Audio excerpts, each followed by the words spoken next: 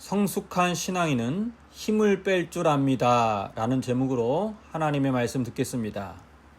테니스, 골프, 야구, 축구, 배드민턴 이런 운동을 배울 때 코치들로부터 가장 많이 듣는 말은 힘을 빼라이지요. 골프를 치는 분에게 이런 말을 들었습니다. 힘 빼는 데만 10년 걸린다. 여러분, 이것은 비단 스포츠만이 아닙니다. 어떤 일을 새로 배울 때, 또 어떤 분야의 고수가 되려 할 때 힘을 빼야 합니다. 여러분, 힘을 빼라는 말이 무슨 의미일까요? 사실 강한 드라이브 샷을 치려면 힘이 필요합니다. 홈런 타자 치고 힘없는 사람 없습니다. 그런데 하나같이 고수들은 힘을 빼라고 합니다. 왜 그럴까요? 여기서 힘을 빼라는 것은 힘을 아예 주지 말라는 말이 아닙니다. 고수들은 힘을 줘야 할 때와 빼야 할 때를 안다는 말입니다. 타격을 하기 전에 쓸데없이 잔뜩 힘을 주는 하수들은 정작 힘을 써야 할 때 힘을 주지 못합니다. 이것은 비단 운동뿐 아니라 우리 삶에서도 또 신앙생활할 때도 마찬가지입니다. 오늘 본문을 보면 매우 상반되는 내용이 나옵니다. 먼저 16절에서 21절을 보면 여호와 하나님께서 에스겔에게 이렇게 말씀합니다. 17절, 인자야, 내가 너를 이스라엘 족속의 파수꾼으로 세웠으니 너는 내 입의 말을 듣고 나를 대신하여 그들을 깨우치라. 하나님은 에스겔을 예언자로 부르시며 그의 사명이 영적인 파수꾼임을 말씀합니다.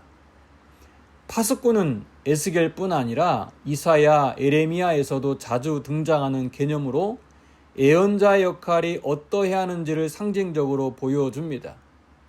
잘 알다시피 파수꾼은 성을 지키는 보초병입니다. 높은 요새나 성 꼭대기에서 적군이 쳐들어오는지를 감시하는 일을 합니다. 밤낮 가리지 않고 24시간 깨어 있어야 합니다. 하나님은 에스겔이 바로 영적인 파수꾼으로 이스라엘 백성들이 죄악된 길을 걸을 때 악한 길을 떠나 하나님께 돌아오라는 경고의 메시지를 선포해야 합니다. 그렇다면 파수꾼으로 부름받은 에스겔의 경고 메시지는 악인들에게만 필요할까요? 아닙니다. 21절 보세요. 그러나 내가 그 의인을 깨우쳐 범죄하지 아니하게 함으로 그가 범죄하지 아니하면 정령 살리니 이는 깨우침을 받으며 너도 내 영혼을 보존하리라. 파수꾼의 경고는 악인들에게만 아니라 의인들에게도 필요하다는 거예요.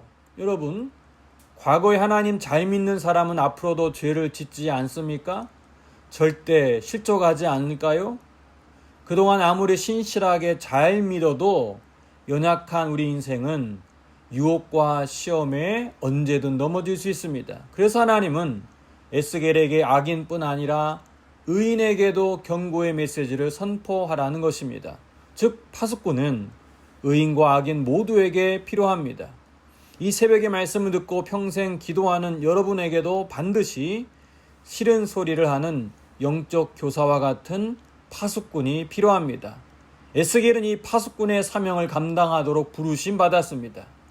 그런데 22절에서 27절까지 전혀 상반되는 이야기가 이어집니다. 하나님은 에스겔에게 집에 가서 문을 걸어 잠그고 집에 머물라 합니다. 그리고 25절을 보세요. 너 인자야, 보라, 무리가 내 위에 줄을 놓아 너를 동여매리니 네가 그들 가운데에서 나오지 못할 것이니라. 조금 전까지 해도 악인뿐만 아니라 의인들에게도 경고의 메시지를 전하라고 하셨는데 갑자기 집에 가서 문을 걸어 잠그라고 합니다. 집 밖으로 나오지 못하도록 그를 묶어 놓는다고 합니다. 게다가 26절 보세요.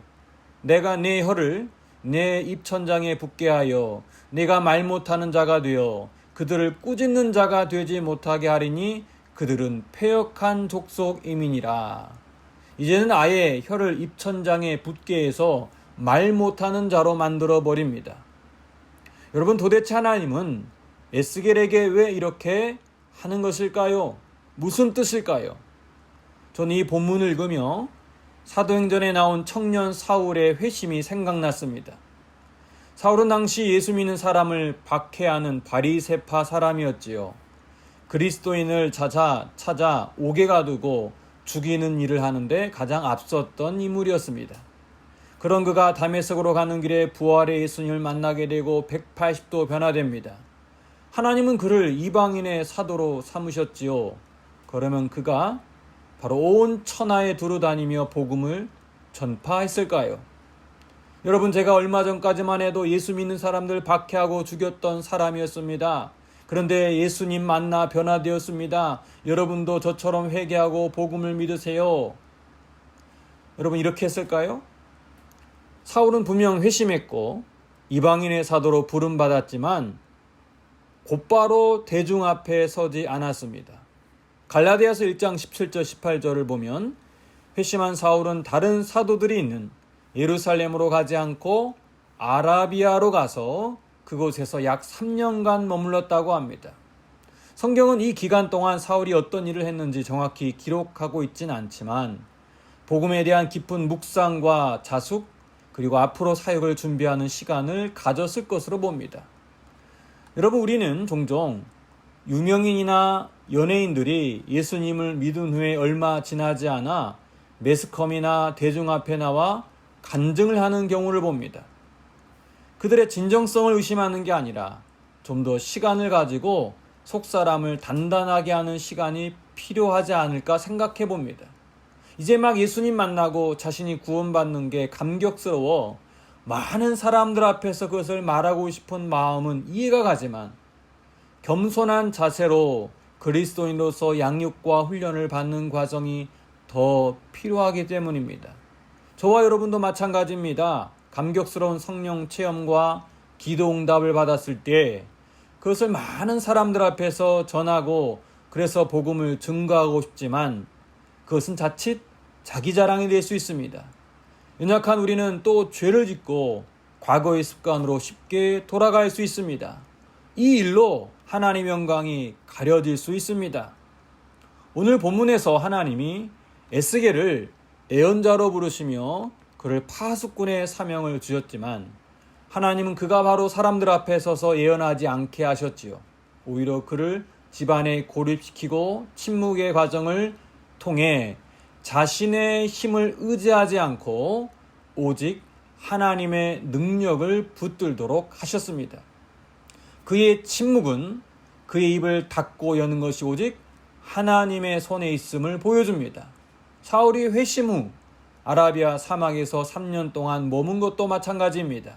지금 당장 부르심의 감격과 설렘, 뜨거움이 있겠지만 하나님은 에스겔과 바울의 입을 닫으셨습니다. 자신의 힘과 계획이 아닌 오로지 하나님의 시간과 하나님의 방식에 전적으로 의존할 것을 가르치는 것이지요. 신앙인을 고수와 하수로 나눌 수는 없겠지만 좀 성숙한 그리스도인과 미성숙한 그리스도인의 차이가 바로 여기 있습니다. 아무 때나 힘을 주지 않습니다.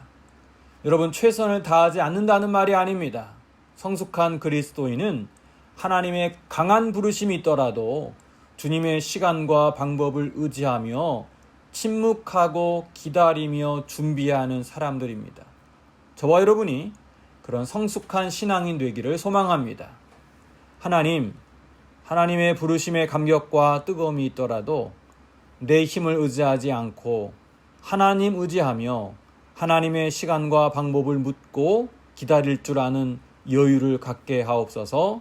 예수님의 이름으로 기도합니다. 아멘.